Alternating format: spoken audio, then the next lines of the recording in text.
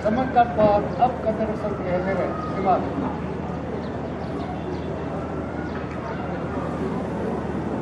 Samankat bakal sa Samankat isa sa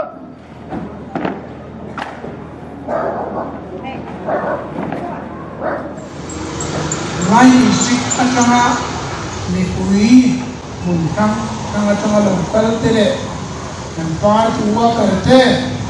invayin boynan sipan tabu sewani amma sabehin muna kan chairman inan soy Congress atangin voter sa samni pali BJP atangin sa samga pakwa ZPM atangin pakhat New Charatonin Samruparia Avayin Avot Zatumle Somsarile Paniti Anong na unit Block Le District Headquarter Le MNF Headquarter Hinging MNF Lo Takin Kanlong Lu Tigan Puange Ade, alo mong de may war kitchen khot anam par mo maya nomru alis abier akwa ko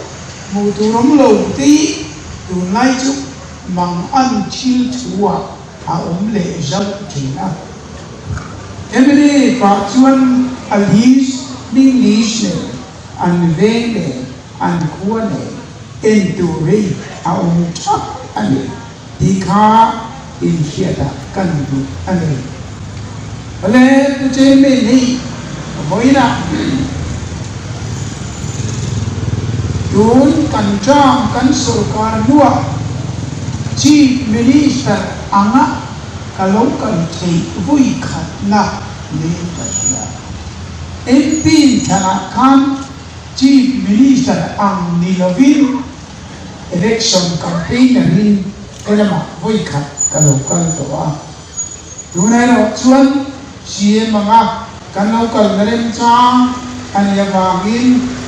department te sarkar na tokte mi puite kan par tile mi danten voina in bukom na in long na ren cha tak min lo siam saka Dinay ng riya kan pangpar tepe in raw kui takin nilong huwa ka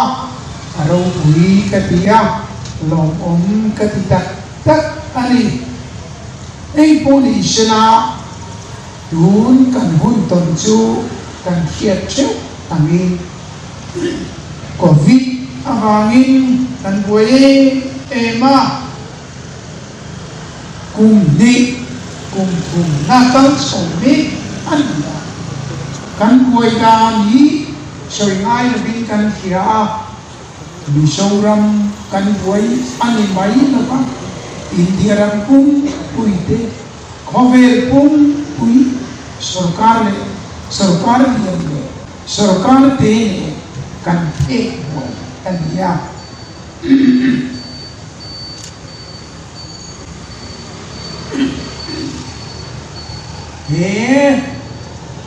voina kan tipui tor ni kan sui chu kan pathian yen ani lei thil ti mai ani au no thil tum ne yak ei hi ti an enge ni thil tum chu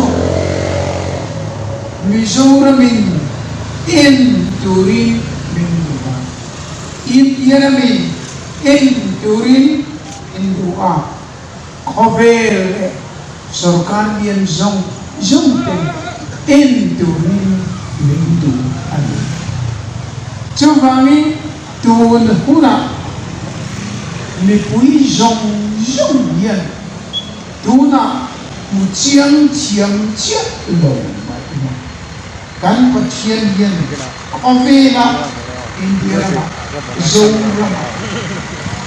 engit mani ti atumani chumi chu achiltum in me milve chiama zuya kan kal chiam bok le kan vang le anai do zongin kalonina sarkar dia terpoi ti ngainan semia tun period chi kan pachian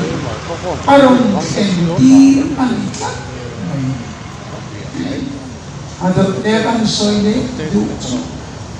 chu period sarkar na harsat chile damkarakal chumi chu lau purturin mo purturin pachianin eminate sarkar kan sarkar ni minta aku berfungsi ahal taksi infirmika kan firmik India kan hilangin hati papa hal satna umamangka hau sate po kapuang toa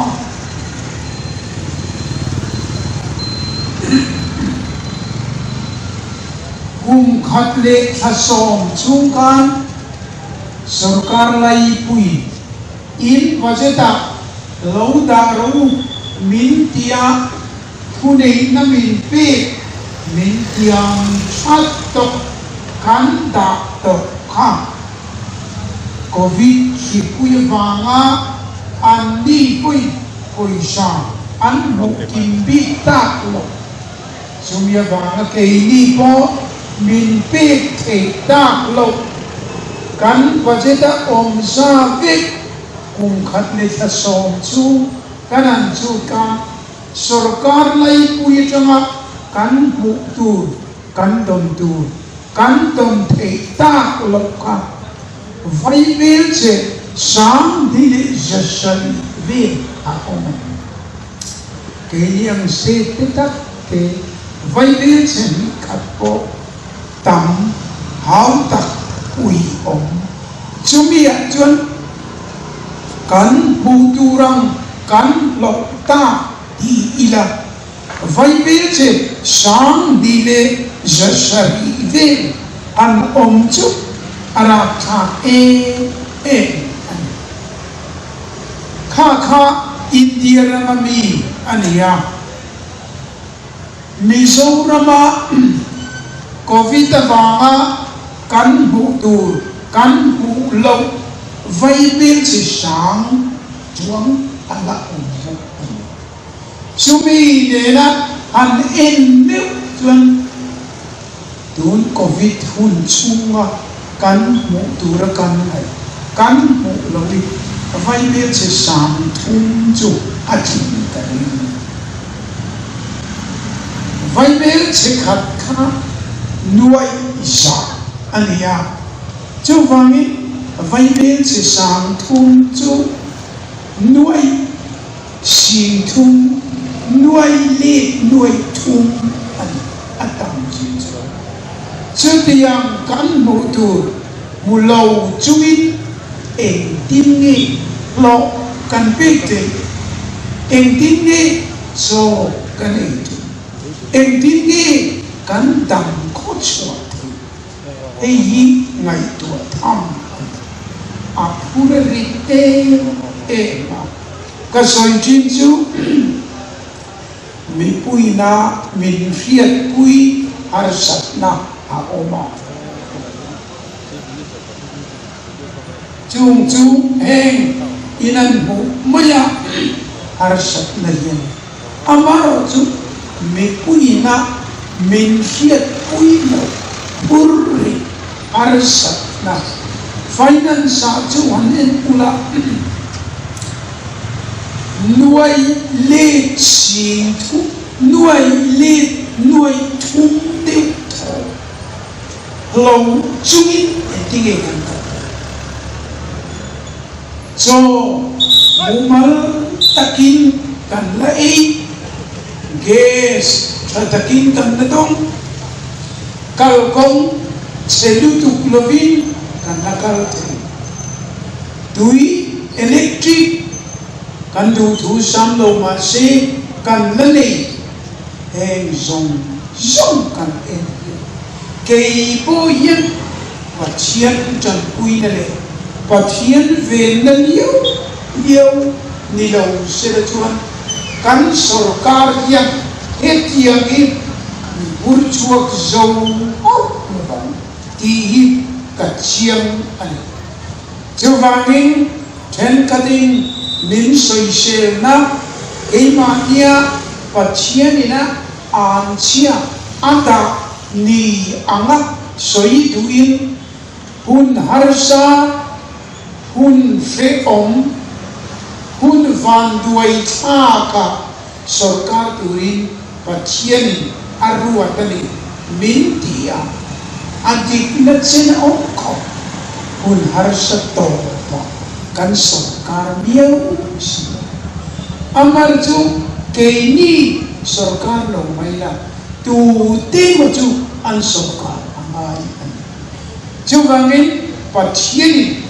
par tidang sarkar ti lovin MNA tunhun harsa to yan sarkar turin minda miau maya juvang kan pathiani min kai huaya ti hian kan dam khot suaka kal kong te kan du thu sa nilo ma se tun ma covid le sung lệ pai har satna arhan pa om ya lova kong ri sin kum som pangaya du to ka budget an lo man laya kong chia chia ka soi ngai na binin bufe kami ka kanan ro chuma chuti khopa poi sahar satara Tuôn kanan enemy du thu sam hot lo kan kia amara chu congress unaya kong selutu ne chuan han enila ke ni unani chu zia om ta kal te pangai kan chua ani hi pathian mal son bu faya problem lian a lo gesa problem lian a lo electric le tu ya du thu sam lo ma sela har salian zol bi in kan lo mana kum som kalta malama khan MNA sarkar lai mauta kanan tuar to boka mauta lai sarkar turin pathiani mindu anya mau kha ahun taka tam anisia khalai taka sarkar tu khan mindu tichuan kanan sarkar ta a bu faya tholi nan senchu thum khama bamboo flowering and famine combat scheme Kafakos abimpo kan kuatso vaipel setel center tangin pathian tang kuinin kan lachuka harsa lovin kan puar kuma mau tam kumka ai ani kamo tuna po harsat nam ting kom tak kang nei helicopter ayara che nanai ko vok khile ka bangin asimti anti koi ara ta Burma Myanmar boy bangin refusing asimti anno ka khabo suda covidin akuma kumti minan chu Asia om zong hi ai in khom ta veke mati tu juvangin atiriam zong an selong zonga mi in min soi ser du ni ser chuan ati amai ro chu hetiang hun har sakara yan kan pathian emene party sang kha ko somru le pakhat atanga di kum somru chuang tha har sanato सरकार ले सरकार इंदोनकार कार से सिपाही पाकिस्तान सिपाही नुai chuang anman sumingkara general niezir sipahi nuai chuang general aroran aman fek nakara in ompol chiat an nation anman vekam kini zong kan eski fek ulang day na film na le kay nani lo pathianin he nam nakin zela kai fui le him tura atuma bangi ha arasat na tekha alo fui chua ka aram paltang ti chu bangi nang ni hi zorami Malta atuar don nang ni zoramin vok fileng ui atuar don Burma refugee problem lian atuar don COVID na torang atuar don sumle pai har sat na le atuar don chu huna chuan nang ni sarkar turin kadu chewani minti wangania Amazon MLA pangata or cham kan hananin anga MLA somdi pasari kham ni riat atu peju kan mamo puna chuan mun thuma chena mun ni tun at majority min pepo mai kan mamo puna to chu wangin kasoi tu chu lena ma chuan min soi sel na turin kong chi in re am na amai ro chu thil pakhat kan fia li emene fia tin lo na fel lo na kan nga lutu an soi pia lam poi la tam amai ro chu kan fia chen khatin he un rei lo te chunga an party voi kwa voi so an pha ka kal pu har di reng pha reng an omon emene chu kum som ru pathian chan pui nei pathian nei kan ram tam ti chu min dam khot suwa ti ro chu kan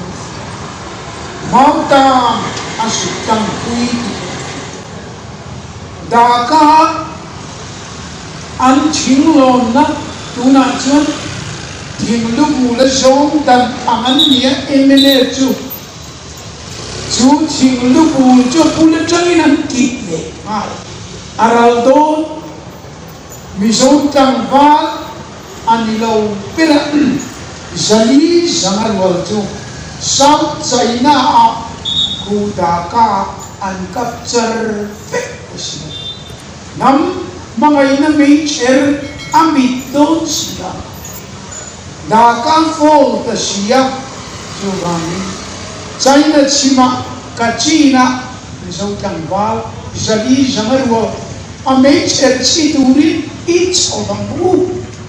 saan katako som sarili pakat kumto pakat inti kanti anika amai ro chu pathian umna pakhat mama nong lovin ani zong Pakistan sipai anman feka nuan keini zong kan SK suta tang chuan min soi sel tu tene min peitun eng ang koi ron bei mo sela hi ero kasia kum som ruk chu arsat na to kara lalpan he namu min veng tu yên ahum ala avenga ain kol suaka voini atenta ano apa po alakal puya kong san ya hiền akal san po no chú mi chú lúng phù chú phép po mai no ti chuan ato dia tun covid period ta sarkar turin Burma refugee harsat na period ta sarkar turin vok fili laka harsat na sut lang a sarkar turin kan pathianin MMA alo da na chan hi kalau mai tua mai na tu na chuan ka chiam ta in ti theinan lo ngai thola ka soiba po chu lo le chu jela ole chu bia ge bang chuan an en ila par ti dang le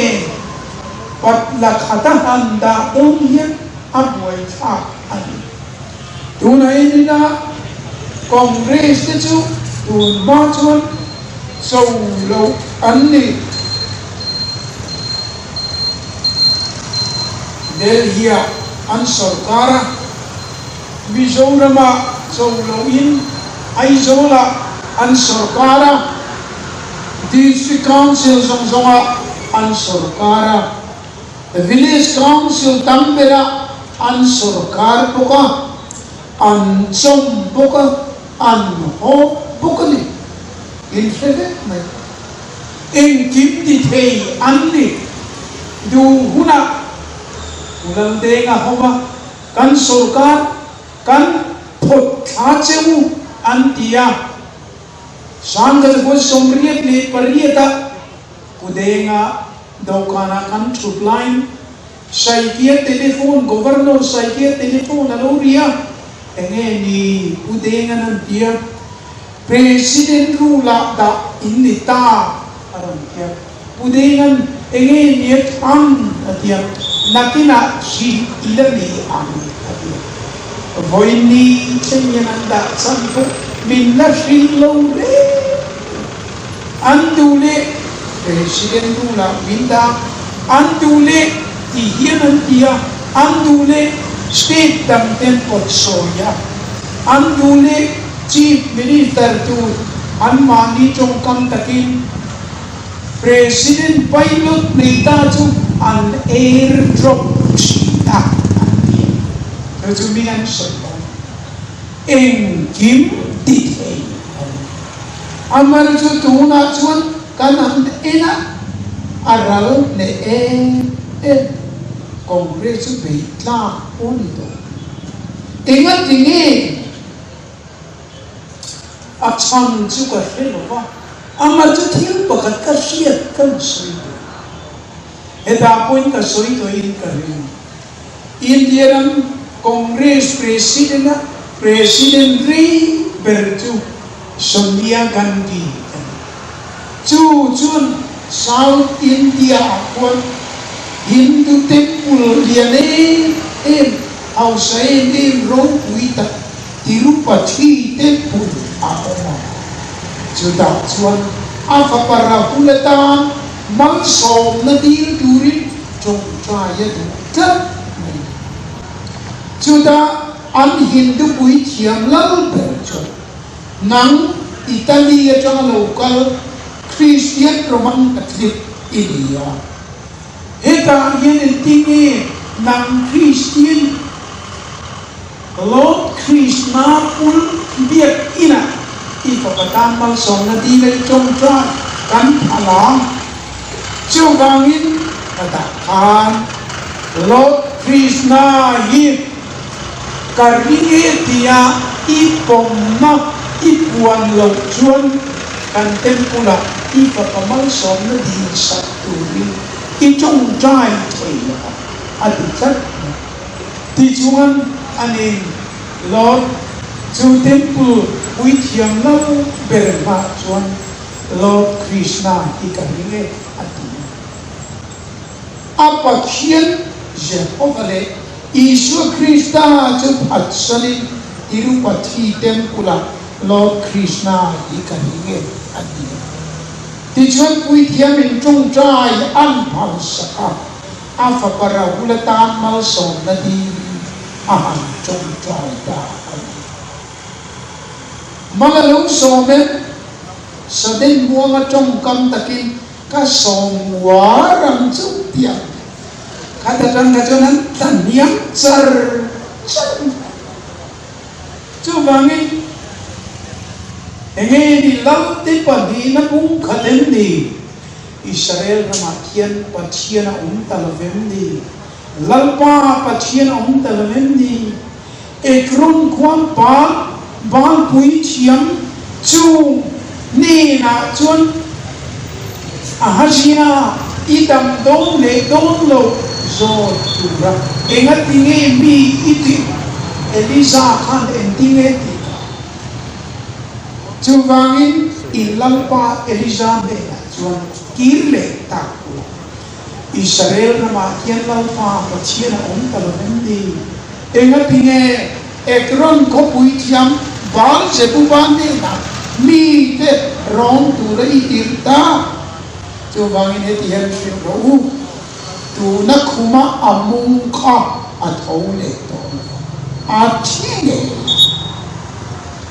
thi ta ne an chu ka thu soi chu India Today magazine a lo chua ka hei sonia na voi ni ina ni to ti po ar buang a voi thum na chu ni ta a Varanasi heta ro so ne ka khan chung trai e kuma a chei zo ta kong na ka cha ba dang doi na an la kata chang Congress sarkari at dan char a kan thum Gandhi family lo anti angai no Gandhi family lo phuai theile phuai aman onsi anni nan phuai zui ral rat tan boksi ati ngai na dang on tu wangi Israel ramai hian pathian a on lo ni ena tingi ekrum khopui thi bal se ba rom tu rei ta khumat imong kha dami long suple to mia sama chuan lalpa a pathian kan thang tu te chu an lung mai na te Allah tu ma chuan thi kha wang kha ni ka ti lo aman chu ka hiat kan sui mai in ngai tu na lo mang ve ro moi na chuan congress be ko so na ma chuan They only a charm on them. They belong in Vedic Sila. Chuti long chu, he do not go, share cheap yella, buy an ixona, and color Mulal Hola, chief minister now. Chief minister Nichuma Apulung Kum Som Tam Aop Ani. Aru Rina Siamka. Party dangin kan alore cuman makan dia sipai nuai an capture fit negara kainis kimin kan tan squat pada company kenangar mo India sipai dia an suang khopa General Asia General Areopagy Dhaka Disen barni song paru sang kajakuat som sari pakata atlom na ayin surrender na asay na italaka ang pri na kay boy ako pilin petan tijuan kan soy kong ka in si kami isang kumana ang putupa per ang Lieutenant General local kan min president January nilo December ni song paru jana hey kan de na thalak le I zong aming apo vijay diwas victory day ne nani kanti india kanina lo linga min present arau pui ko kei pui arau pui alo mome mo asai pi kan soi de thung ke o khamia khan general ye je sipai nuôi chuang in capture feka kanina po chita Pakistan commando kini zong kan escape ani zong in capture ta chuvangin disen parni song paru sang khazapua song sarile pakhat nangnin atsam hapia na vijay diwas victory day ne nani indika kini kaneski nania chuven kini chon bindang kante exodus day kanti anan ngatha hati boxe kan lai tu ang ringko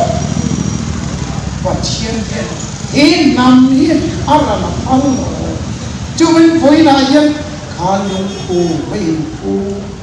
kain red nale khar si kain rama kan nahi avoina har sanal yen mangan yen lawang ma se hita sarkar tu yen MNA ikatangani ati nahi avoina kan sarkar mas kini ani peri posya nakumapo pathian kan kuinin kan damanga kan lain thang le dong chumi una chon kha background halung pu kha sharing ngai tua chumi avoina tangin campaign pula nakum bintang na ko pathian chan kuinai sarkar na kan leje dang ikan rim par tidang soi selebo til tange mo ngailo ZPM2 India and party voice of bin factor uthenga dan taka and party bin long de to zong tholoba soi zong pei ya kal phung phar te an le tam to lut amon sa voina soi na ngai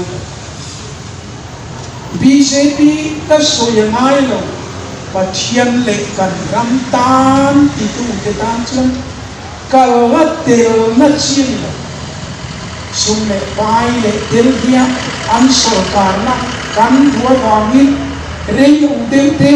anan kal china en president an ka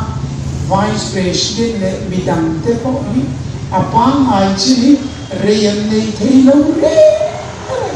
an bang zoom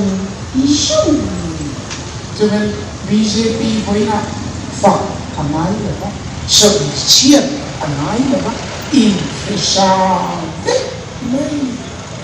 chứ vàng thú nã chuan và chiên Isaiah cũng khát trang khát ô vàng tu ái phạt ô lấy đúng biết chứ đâu lăng pha chuan của suy ati sarkar ye le ro ui de mai sa la rethei de inveng lo chro la pan wa sai eni soi lo mai sa kan pathian ati chu vai tu huna covid kum thum de tho ka le ira asam singa nuai an thi to sarkar jong to ngồi ulam pathian kari itero ti o nena ka chuat lai ye enge ti ka tum hei hemi mang yen enge ti ka tum lowin rau kan pathian ni net ni chu wangin ton kuma hian pa zong ui ting zong nu le be chiete ui ting zong kan pathian tun huna kodela COVID an le ili tuman na yini ani tum chu til na an na tho akal chak na aro puina tarlan nan anise chumi tang chuan tu ala hian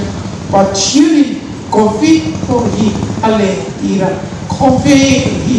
ama a kan kun chok chok lalpa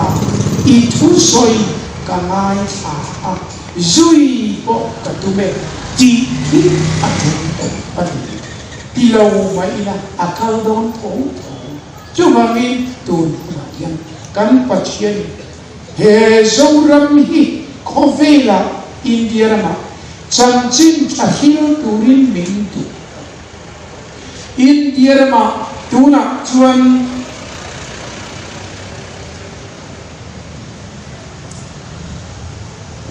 missionary uncle khomin missionary tele ko than foi tu te bekhe an entrap midang in ti te nei lo miso te a min in an in hat chu wangin India rama pachianina min lo tel ti na cham hi passport ngai lovin visa ngai lovin foreign exchange buai pui ngai lovin mi pui tu letting on khat enge ni million sang khat maktadun sang khat chuang om na India rama yan tel la passport ngai lovin visa ngai lovin pathian thu filter sar a abul tan India rama yan ka ti chawani chumi tang chuan tuna hian pathianin Mizoram min buat saya cuman hun nununga chanchin thahil turi lalpan zoram dia buat saya chu thuthung ring tu tetson api jepi thelo lende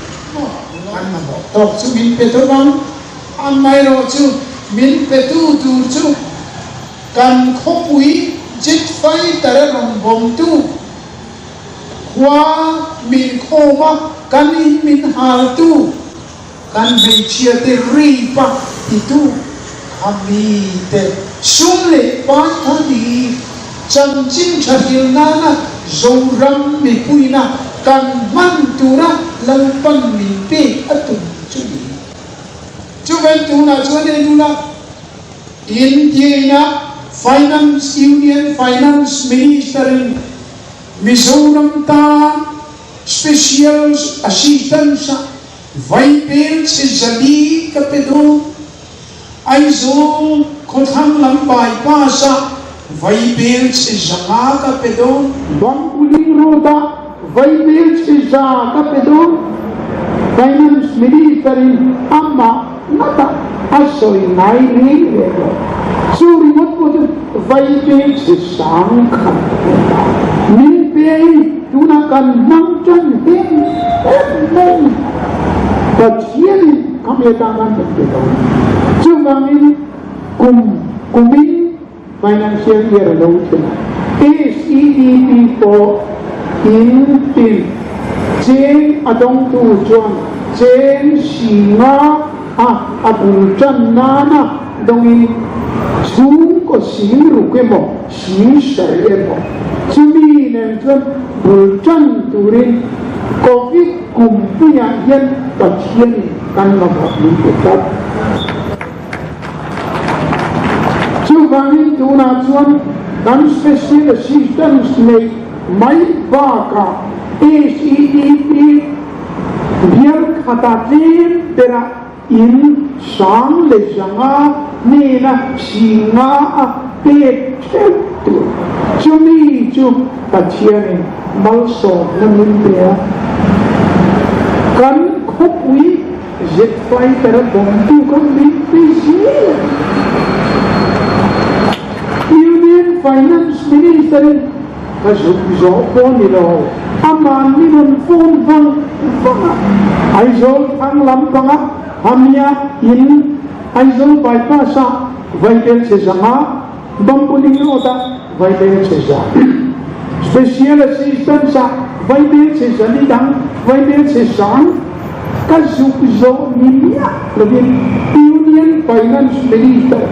Nirmala Sitaramika Nilon Srivam Uang Ibu tehikan Gua song set fight tara bom tu kan ni seperti kerton ngai tolong. Pacian in Peru ati una jen antena. Cumi cari kan pacian ren ruat nai cu bangin tu una yang zong song ini in analo om tu da to koya to nak kumako kan nai yang pacian itu nak jen par titin tanjat pun bi arwatan Kongres ini tak jen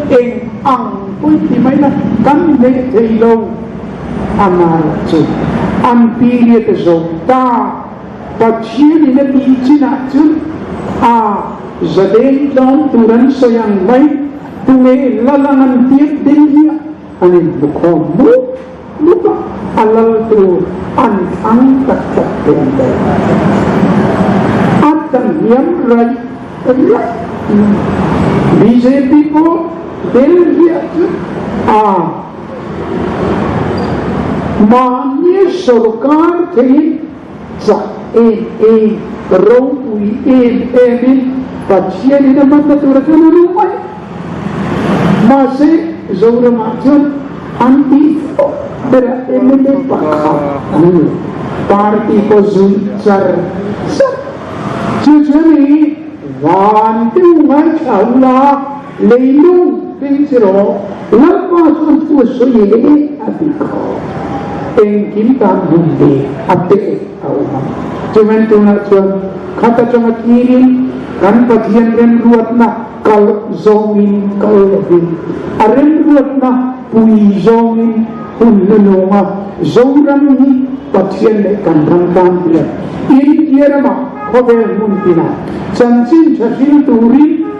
tunahian nin kau mea sudah tansuan harus negara mintung suat saule ani dihiasiin zani talian sututung pui akjon di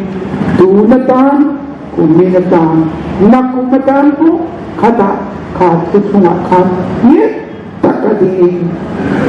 Lawngtlai ni sebenarnya dipuite,